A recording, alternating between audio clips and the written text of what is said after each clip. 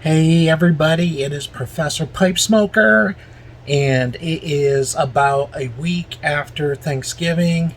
Tomorrow will be 1 week, and I wanted to talk about crumble cake today a little bit. I got this tin, and it is Orchard Mist, and it is made by the Missouri Meerschaum Company. Now, it came in cake form. I'll show you what that means. It's kind of a compressed together tobacco where they press it. The nice thing about cake is that the smell is infused throughout the tobacco. So you get an even kind of taste and flavor throughout the tobacco when it is done like this. Now, how do you smoke a crumble cake? How you smoke a crumble cake is, it's called a crumble cake for a reason. You take the actual crumble pieces or the piece of cake, and it looks like a plug, but it's very soft. And what you do is you just rub it between your fingers, and it creates this really nice, and you can see now it looks like a ribbon cut tobacco. But it's not. It comes in cake form, but now you can pack your pipe the right way. And by the way, there are many ways that people say you can do this.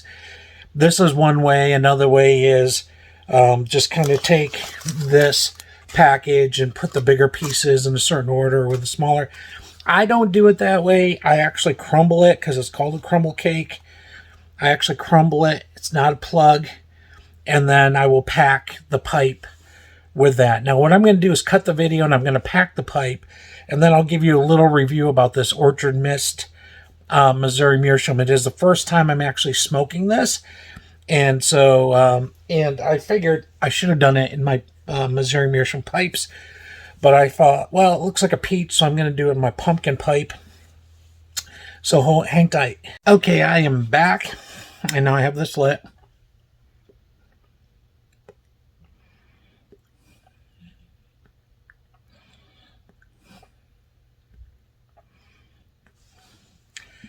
The packing is really good, but I do want to warn you about crumble cake. It can be very moist, and it may take a lot of lightings throughout the smoke.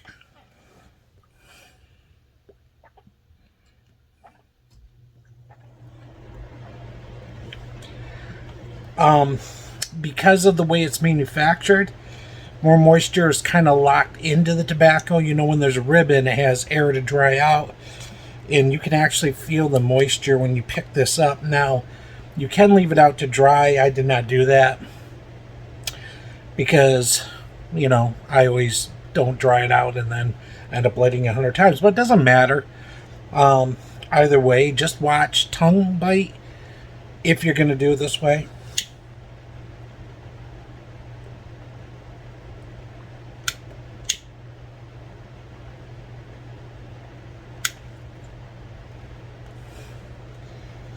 I do have a really good ember at the moment.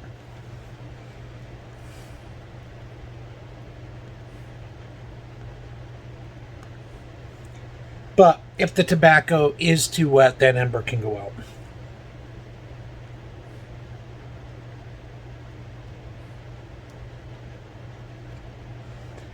It has a very good smell. Now, what do I do with these scraps or pieces? Easy. You just dump them right back into the tin and ready for your next smoke.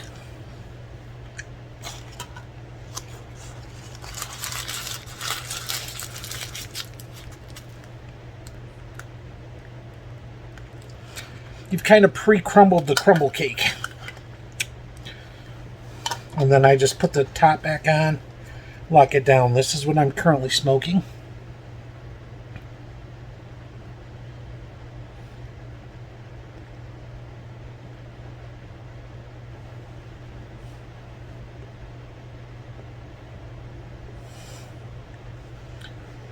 I want to tell you, the tin note on this tobacco smells like peaches. The description is, hang on, it's on the back, I think. It says it is a special edition blend made up of select Burley and Virginias, aged in a peach brandy barrel for 90 days. The tobacco is then pressed and sliced into crumble cakes for the discerning pipe smoker to enjoy. That is me. I am the discerning pipe smoker to enjoy this. Of course, it just went out.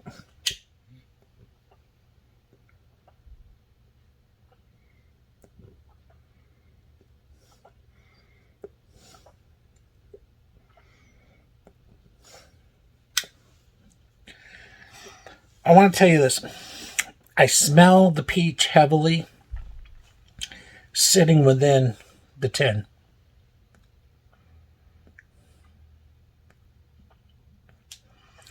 I smell the peach heavily within the room note. Not as strong as the tin note.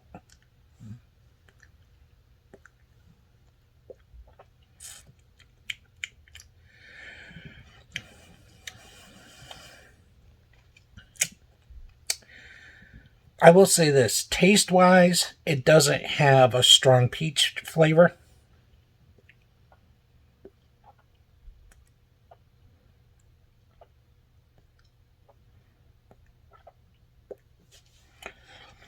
It has more of a really toned down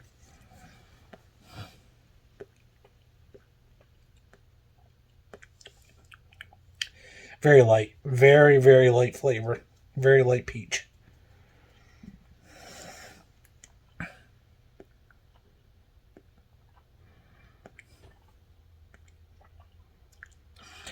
But this is going to be something that you smoke for the room note. Like even right here, just letting it waft up from the pipe. And the smoke is very peachy smelling. Nice, kind of a, it's not, like I said, as heavy as in the tin, the peach.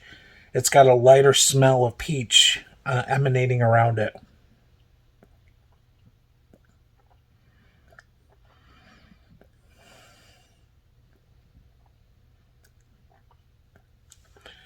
It is burning a little warmer than most.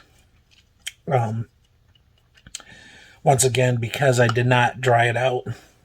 And also probably just the nature of peach, which is, once again, a fruit which has sugars.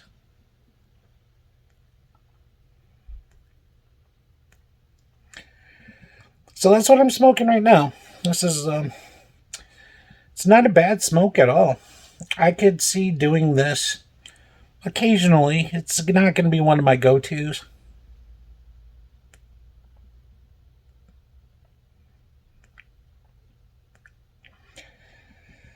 But I can see enjoying, I do like peach Snapple. I love peach Snapple. I love, actually, the strong kind of peach from the peach Snapple.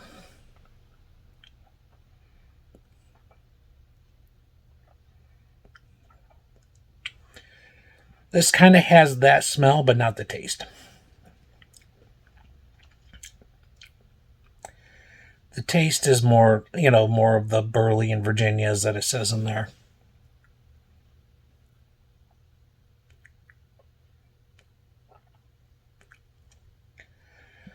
But it is a pleasant smoke. For a cake, it's pretty pleasant. I do have to say I'm really enjoying the smell of this. And I am enjoying the room note. And I almost think I could burn it like incense. Just let it sit here and fill the room with peach.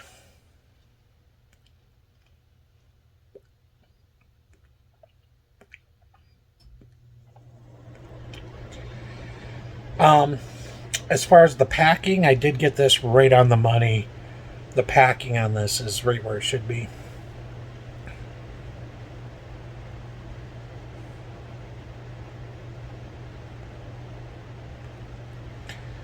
So yeah,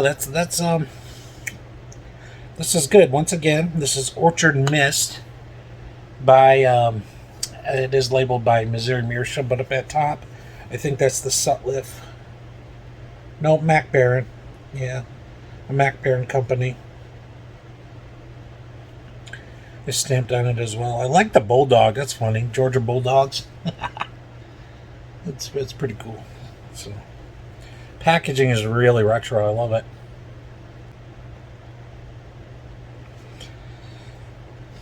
Yeah, that's really good.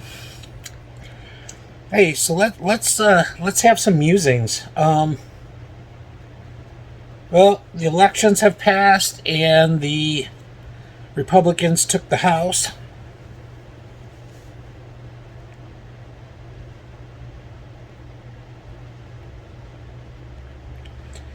So basically, what that means is that if you're a Biden fan or not, if you love Biden, none of his stuff's going to go through now. None of his agenda. If you're not a Biden fan, that means none of his stuff is going to go through now. Some are rejoicing, some are angry. You know. But I want to talk a little bit about change, because that's what happened to this country. And I don't know whether we've changed in a better way. Here's my personal view. I don't think we've changed in a better way in this country.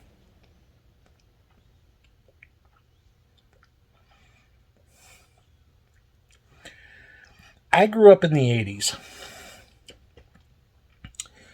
And in the 80's,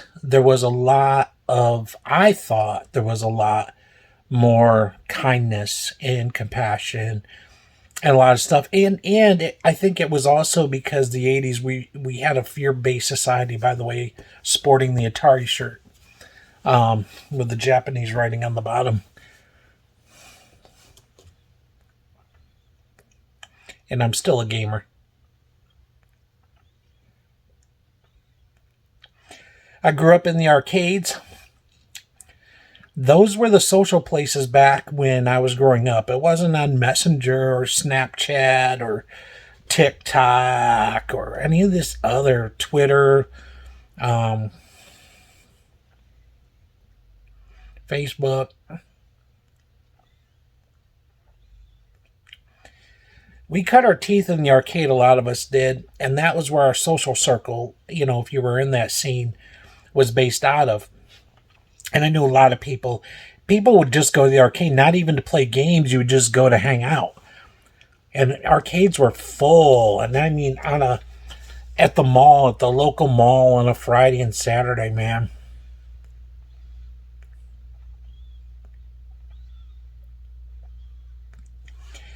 The arcades were packed with teens. I was one of them.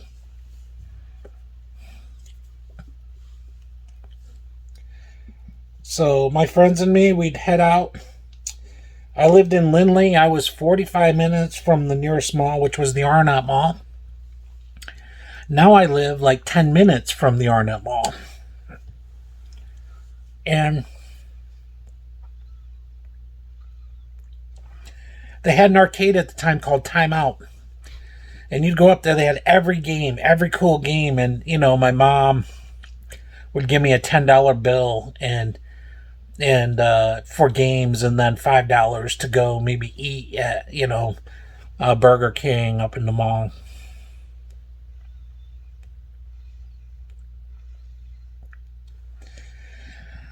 And, we used to do that thing where you put the quarter up. So if you were playing, you put the quarter up, meaning I've got the next play. But if you went to a machine and you saw the kid playing, they had like 8 quarters up, you knew it was going to be a while, because he already claimed that machine for the next, 8 rounds.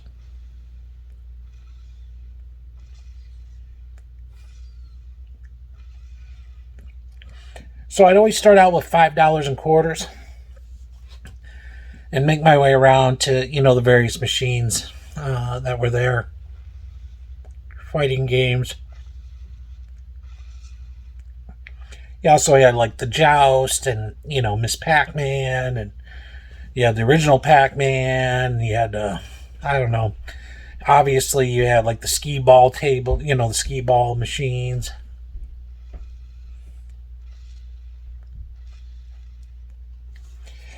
And that's how we rolled, man. There was a camaraderie. There was a community. There we go. Kind of in those arcades.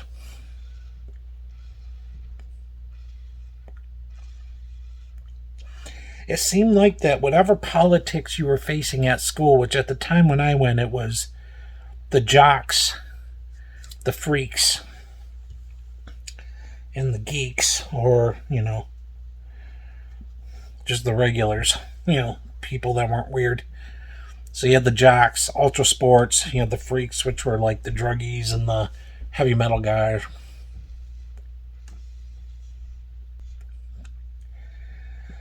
Any rate, that was kind of what we grew up in that community. And when you went into the arcade, all those labels seemed to kind of fall aside because everybody from kind of every walk of life were in those arcades. And of course, the cute girls were there. Not that they were, I'm not being, by the way, sexist when I say this. Most of the girls were not into video games. They were into the boys playing the video games, the cute boys. So the girls knew that that's where the cute boys would be. The boys would know the cute girls were going to be there.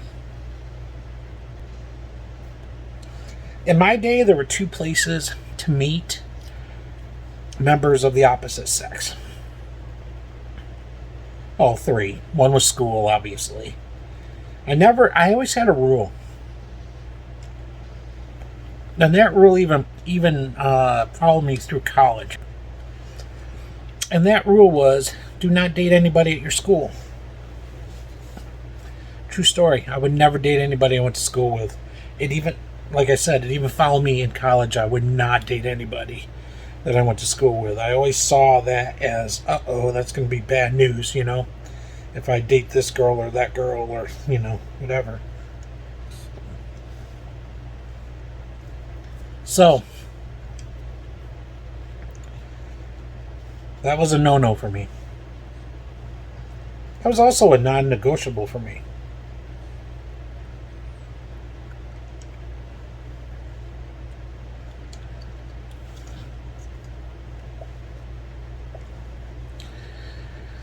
And the reason why was because if you get involved in weird relationships in school, like that just makes your studies weirder if it's the girl that you are in a class with.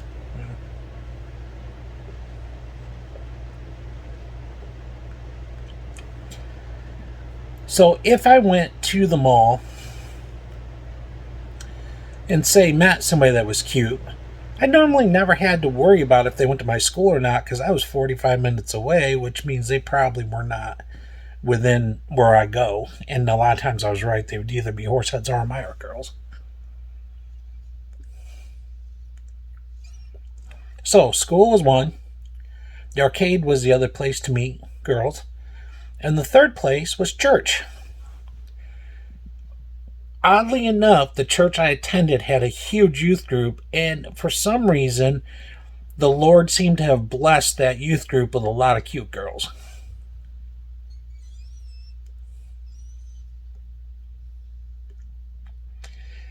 And I dated a few, and then I found out that was a mistake. Because dating girls from your church can really end up being a really weird thing. And what I mean by that is if you break up with them, because your youth group is your friends group, like the whole youth group,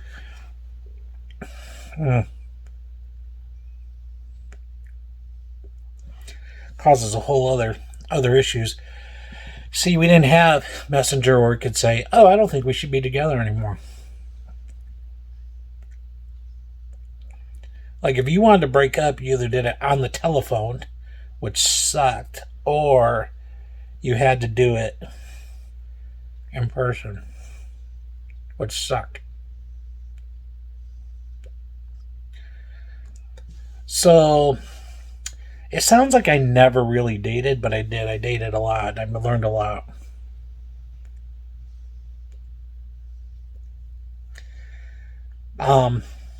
everybody, so this is my second marriage. First marriage, I met her at church. That's the other thing, too. Everyone goes, go to church, get a girl. They're awesome. They're like, they're really trustworthy.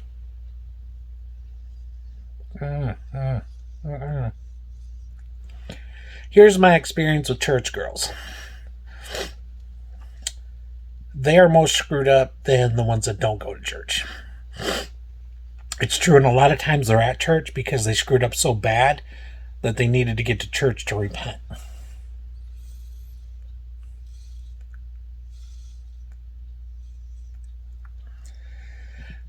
Yeah. At any rate, there was a song by the choir, and they were an 80's band, and there was a song called Weather Girl, and it said never date a weather girl because you can't trust them because they don't tell the weather right.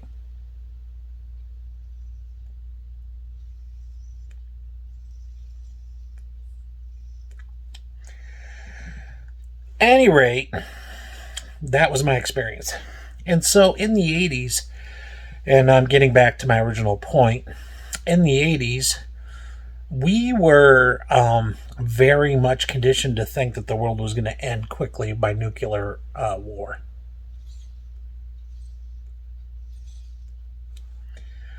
The music reflected that. The lifestyle reflected that. Everything was extreme because we didn't think the next day was going to exist. So you partied hard, lived hard. And I will be honest, when I was 15, 16, I never thought that I'd make it to this time in my life, in my 50s. I thought we were going to be roasty toasty. That didn't happen, and I'm still here. So I really didn't plan for the future well.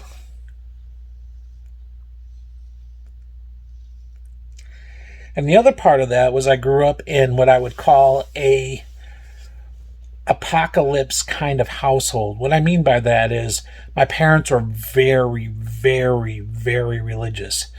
And I'm not religious. I'm a Christian. There's a difference, by the way, between religion and Christianity. And maybe I'll get into that topic at one point. I'm not shoving anything down anyone's throat. I'm just trying to live. I tell you that I found happiness and peace in my relationship with Jesus. That's what's happened with me.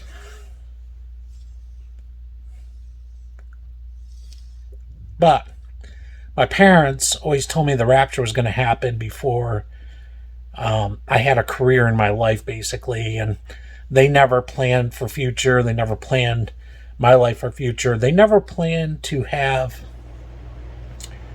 a college fund set up for us kids because they didn't think it was going to happen.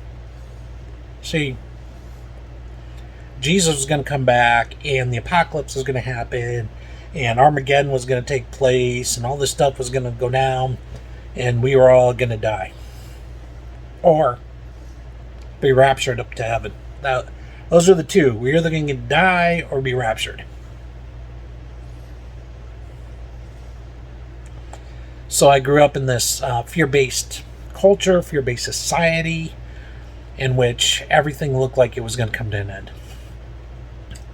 And it didn't.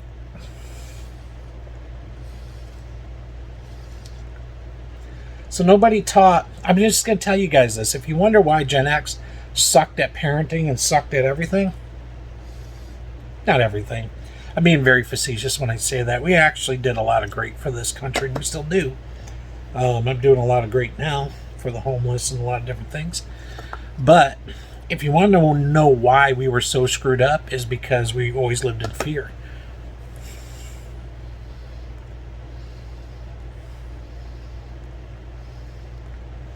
We were the generation that had nuclear bomb drills where we had to sit under our desk and put our hands over our heads because the bombs were going to drop. And in my school, there was this tunnel. I still remember this. This was the creepiest tunnel ever. And they built this school specifically with a bomb shelter. So you'd go into the bomb shelter. So sometimes you'd be under your desk. Sometimes you'd be in the bomb shelter.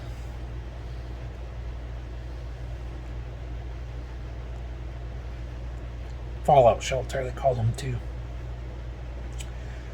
And that's the way we grew up. So it was always fear based. It was always bombs are going to drop, we're going to blow up, we're going to be, It was crazy. Crazy times. Crazy times now, too, but it's a different crazy now than it was back then.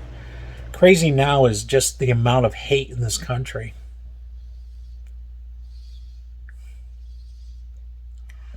Towards political lines, towards other people, towards religious groups, towards this, towards that. We really need to learn how to love better. All of us.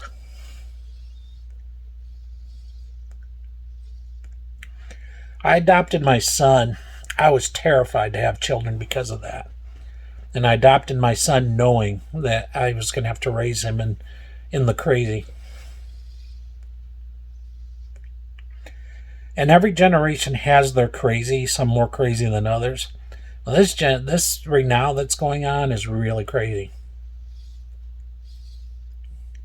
Pandemics, government control, vaccines that haven't been tested. That, by the way, I have 7 of my friends that died after getting the vaccine, and they all died of COVID.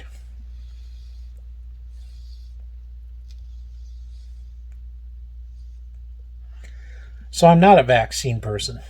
I actually had 3 bouts of COVID, and I can tell you right now, the 4th bout came around, I didn't get it. Everybody else around me got it.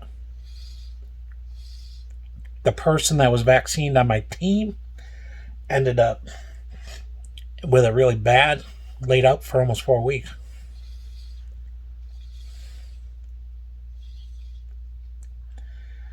So, yeah, I don't buy it. Here's the thing, and I want to explain this as well.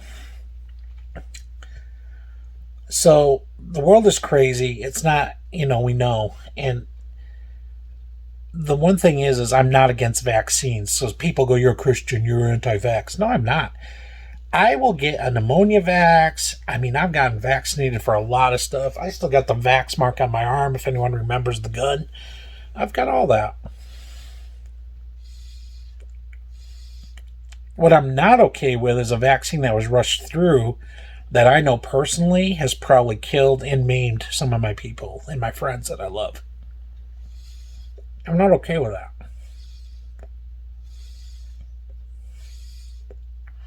I'm not okay when a drug manufacturer fudges their numbers to make it look like it's safe and then ends up killing populations. I'm not okay with that. So I'm not anti-vax. What I am is anti-government control, telling us all what we have to do in a free country. I'm really against that.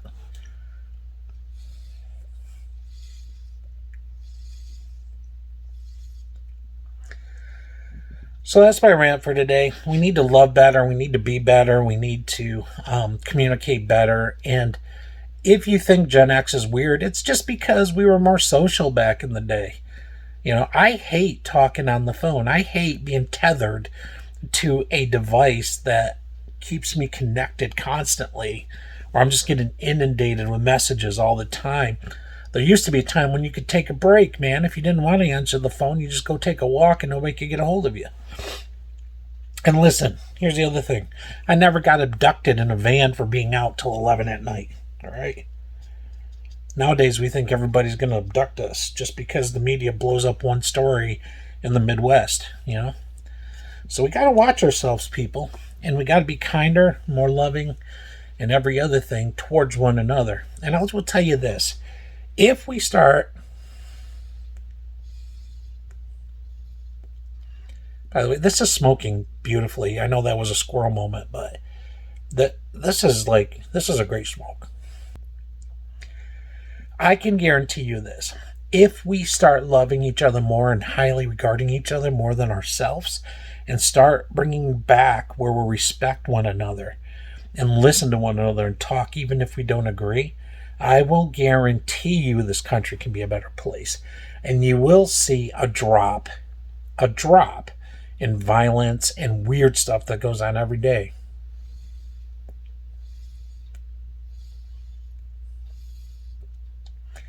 Here's the other part. If fathers continue being good fathers and involving their kids and the family units are good family units, guess what? Once again, we could change the course of this country. I teach my son compassion and love and giving, and his mother does as well. Her more than me. And my son will literally, like, okay, here's an example. I got up today, I walked out, and then when I got home yesterday too, I walked out in the living room, and my son brings me his stuffed animals to give to me. Not for him to play with, just because he thinks it brings me joy. And he's a giver, and I watch him every day doing that with people. We're trying to raise a son that is not selfish and is a giver. And if we really instill good values in him, then I know he's going to be a great member of society. And if I don't coach him and teach him how to be a good man, it's not going to be good for him.